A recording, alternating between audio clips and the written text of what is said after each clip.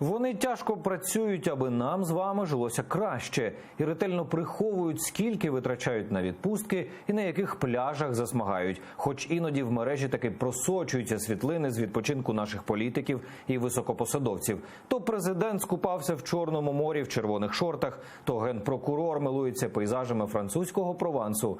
Про таємні й не дуже канікули перших осіб країни розкаже наша Тетяна Сулій.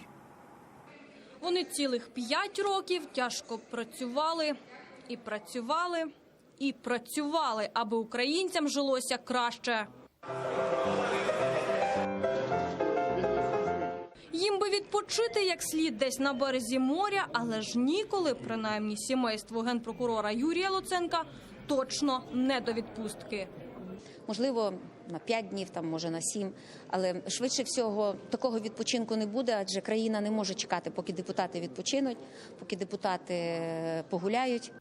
У родини Луценків і справді не було ані 5, ані 7 днів відпустки. Було цілих 10 днів на французькому узбережжі. Гори, лаванда і море. Не похизуватися таким відпочинком генпрокурор просто не зміг.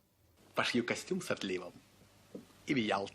Новообраному президентові Володимиру Зеленському з його скромною зарплатнею якихось 28 тисяч гривень дорогі заморські курорти не по кишені, тому літає економ-класом, та й то до Одеси. Разом з керівником свого офісу Андрієм Богданом, котрий за майже 3 місяці роботи зарплатні ще й в очі не бачив, ходять на громадські пляжі. А це купання Володимира Зеленського у шортах непартійного червоного кольору і є весь його відпочинок цього літа.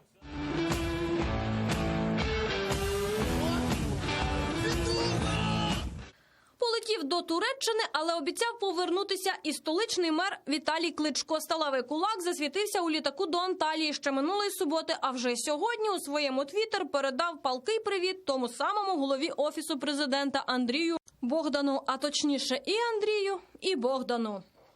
Привіт Андрію і Богдану, Вавришу і Андрію, щоб хлопці не переплутали. Спорт виховує волю до перемоги, чесної і відкритої, коли не збрешеш і не сховаєшся за чиюсь спину.